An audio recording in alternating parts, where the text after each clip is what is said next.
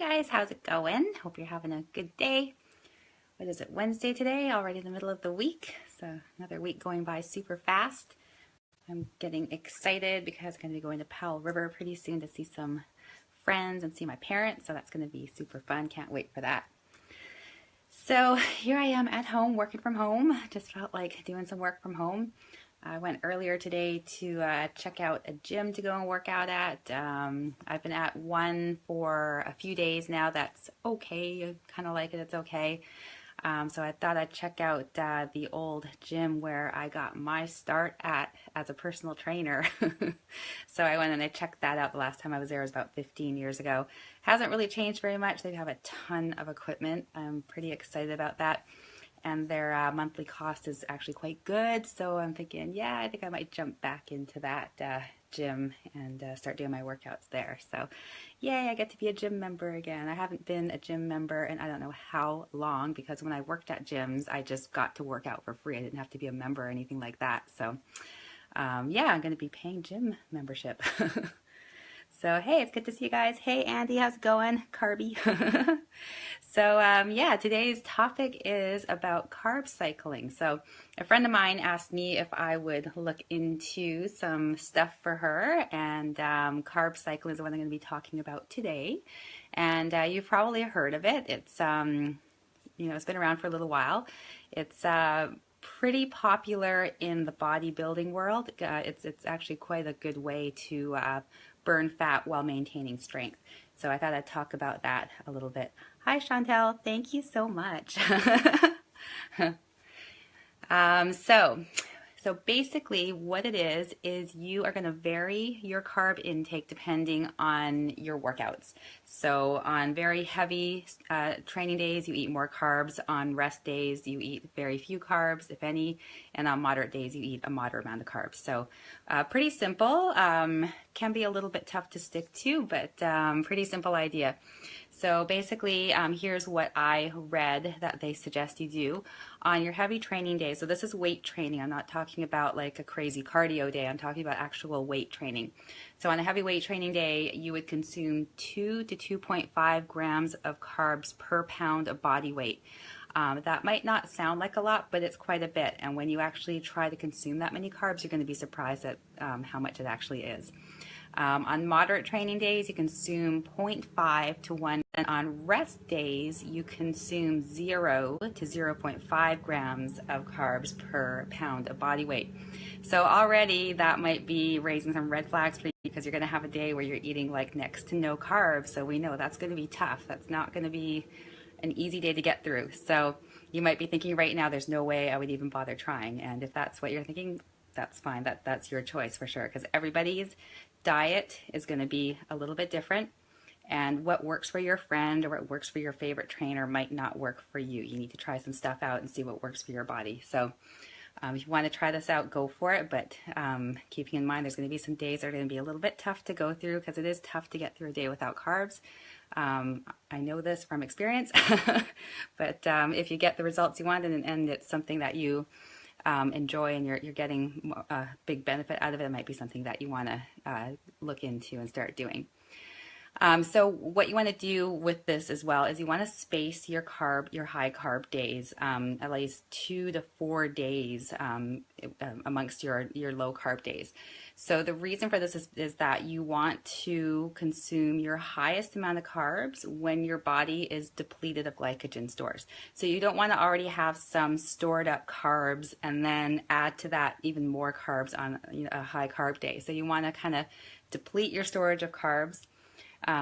You're going to know, because you're going to feel pretty grumpy, and then you want to feed yourself lots of carbs and then have that really tough workout. So this will ensure that the extra carbs you're taking in are being used for energy, not being stored as fat. So it can be a little challenging to do this.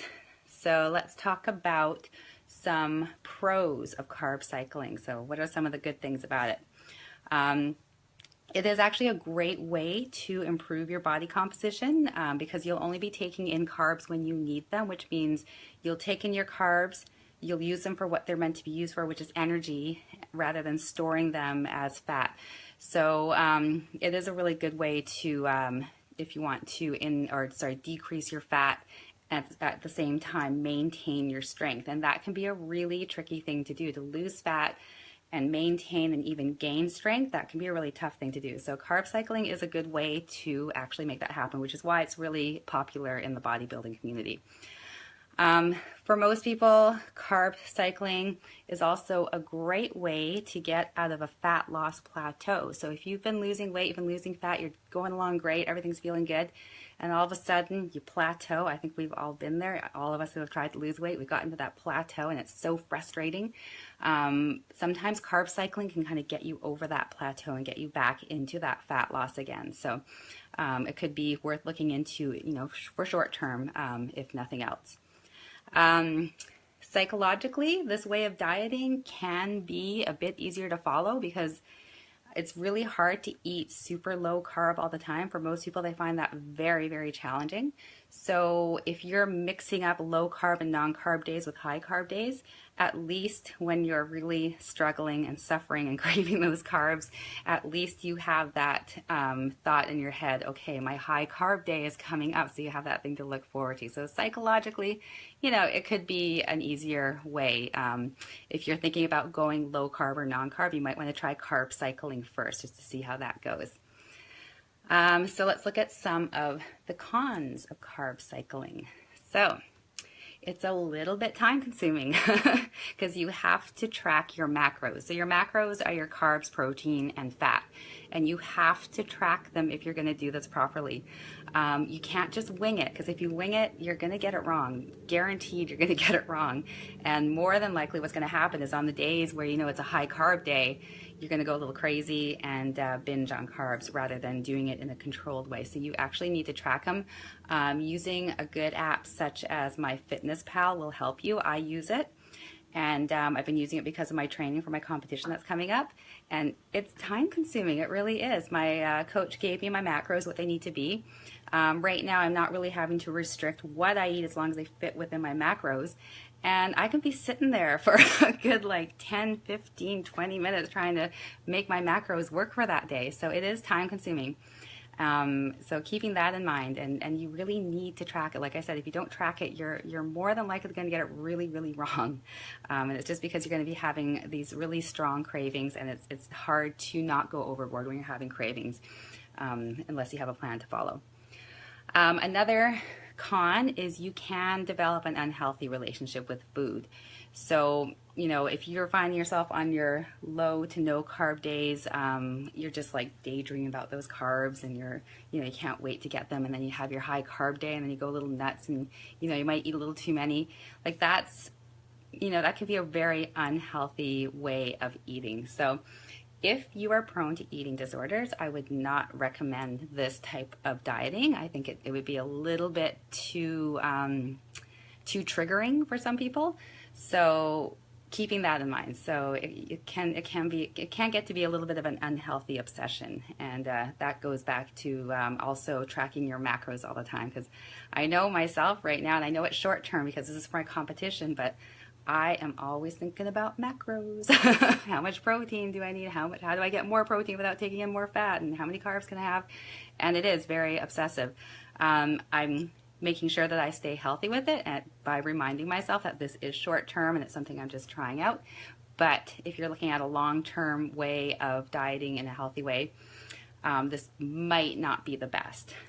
And then another con is it doesn't take individual appetites into consideration. So for some people, on the days where they train super hard, they find that their appetite actually is a little bit lower than usual. And then on their rest days, they find that their appetite is a little bit higher than usual.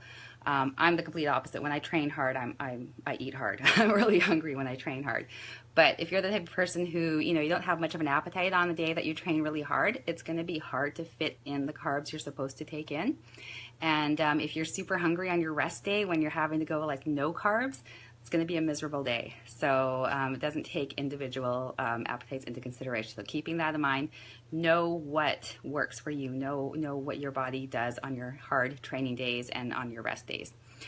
And then the last con is it can be a little hard on the digestive system. So It's good to vary your diet. That's good for your body to have variation. But if you're varying it a lot, for some people, if they're a little bit sensitive, they could suffer from gastrointestinal distress.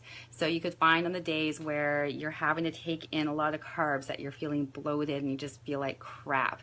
So that could make this really unappealing, because on the days that you're going low carb or no carb, you're not bloated, but you're feeling like crap. So it can be a little bit, unappealing that way. So everybody has a different type of body, and it's going to react to different types of diets in different ways. So just because your best friend, did awesome on the Atkins diet doesn't necessarily mean that if you follow it to the T, you're going to do awesome on it. But I do recommend that you do try different things. So personally for myself, it took quite a bit of time and quite a bit of experimenting to find something that finally worked for me, where I was happy with my body composition, I was happy with my energy, I was happy with my mood.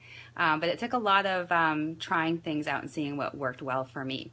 So I definitely do encourage people to try different things, but also know yourself. So like I said, if you're prone to kind of disordered eating and you know that that's a weakness for you, I wouldn't delve into something like this because it's not very flexible.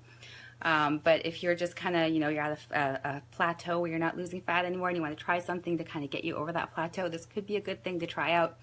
Or if you're, training for bodybuilding or some kind of fitness competition, you might want to try it out just to kind of get yourself stage ready. So definitely worth trying out. It's not totally unsafe as long as you're doing it properly and you're getting the right amount of food.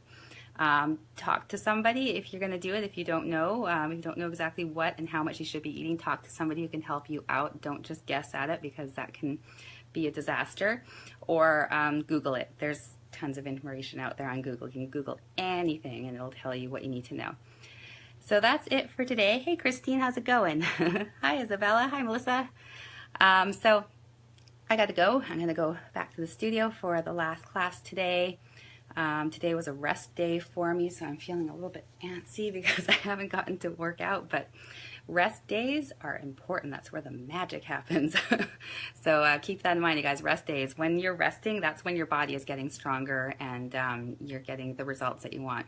You can't just go hard all the time and expect good results. So yeah, today is a rest day. It's tough for me. So I'm going to take off, and I'm going to be back tomorrow, and I'm going to talk about a different type of dieting. I don't like calling it dieting. I like to call it your nutrition.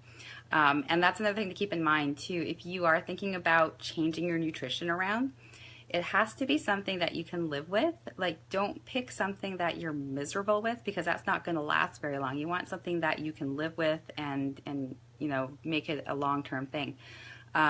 For myself, because I'm training for this competition, I know as I get closer, it's going to get a lot more rough and I'm probably not going to be very happy. But it wouldn't be something that I would do long term. It's just something because I have a competition on a certain date and I want to, look good for that competition. So just doing it short term. But when you're thinking about changing your lifestyle and changing your nutrition around, it has to be something that you feel comfortable with, you feel good about, so that you'll stick to it. Because if you go back to your old ways, you go back to where you are when you started, right? So if you want to get results, you want to improve your body composition, talk to somebody who knows about nutrition or Google it, try some different things and see what works well for you. So I am going to go and, oh, Christine, you're not good in English and you try to understand. That's awesome. This is like a great way to learn more English. That's awesome. When I was in Montreal, a lot of people there speak French, and I know how uncomfortable it can be when you don't quite understand everything, but it's also fun to listen and try to learn that new language. So I'm so glad that you're joining us. Okay, guys, I will talk to you again tomorrow. Have a good night.